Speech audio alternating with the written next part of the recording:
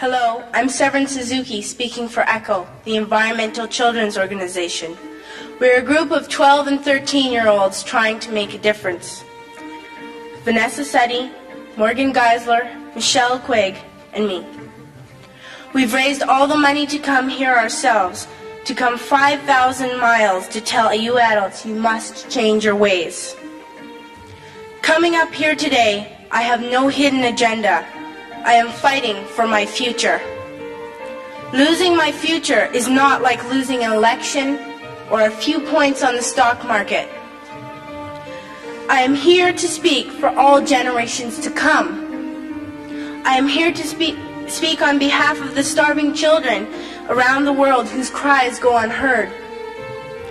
I am here to speak for the countless animals dying across this planet because they have nowhere left to go.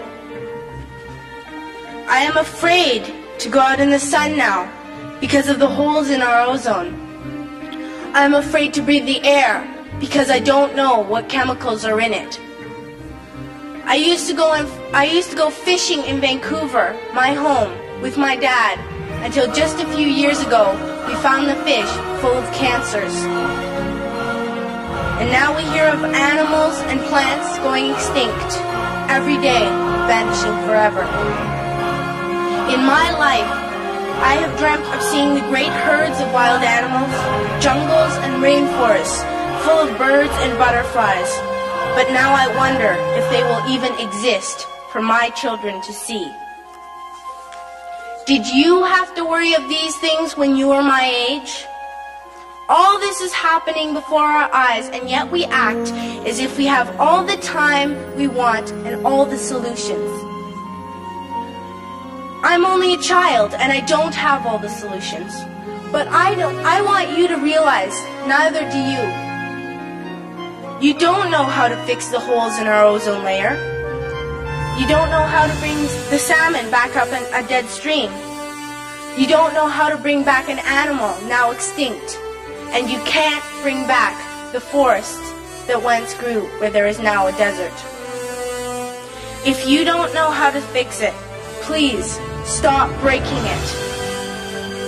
Here, you may be delegates of your government, business people, organizers, reporters, or politicians, but really, your mothers and fathers, sisters and brothers, aunts and uncles, and all of you are someone's child. I'm only a child, yet I know we are all part of a family, 5 billion strong, in fact 30 million species strong, and borders and governments will never change that. I'm only a child, yet I know we are all in this together and should act as one single world towards one single goal. In my anger, I am not blind, and in my fear, I am not afraid of telling the world how I feel. In my country, we make so much waste. We buy and throw away, buy and throw away, buy and throw away, and yet northern countries will not share with the needy. Even when we have more than enough, we are afraid to share. We are afraid to let go of some of our wealth. In Canada, we live the privileged life, with plenty of food, water, and shelter. We have watches, bicycles, computers, and television sets. The list could go on for 2 days.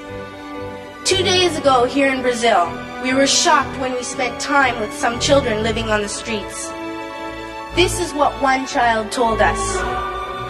I wish I was rich.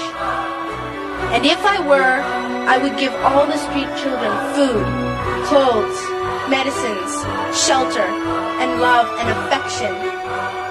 If a child on the streets who has nothing is willing to share, why are we who have everything still so greedy? I can't stop thinking that these are children my own age, that it makes a tremendous difference where you are born. That I could be one of those children living in the favelas of Rio.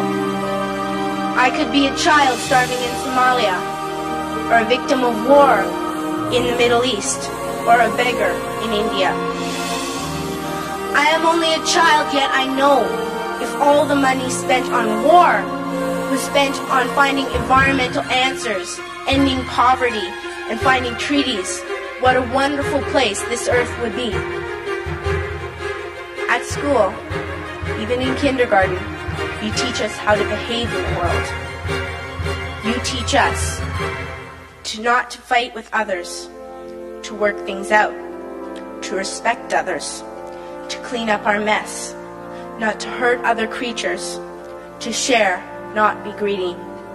Then why do you go out and do the things you tell us not to do? Do not forget why you are attending these conferences, who you're doing this for. We are your own children. You are deciding what kind of a world we are growing up in. Parents should be able to comfort their children by saying, everything's going to be all right. It's not the end of the world, and we're doing the best we can. But I don't think you can say that to us anymore.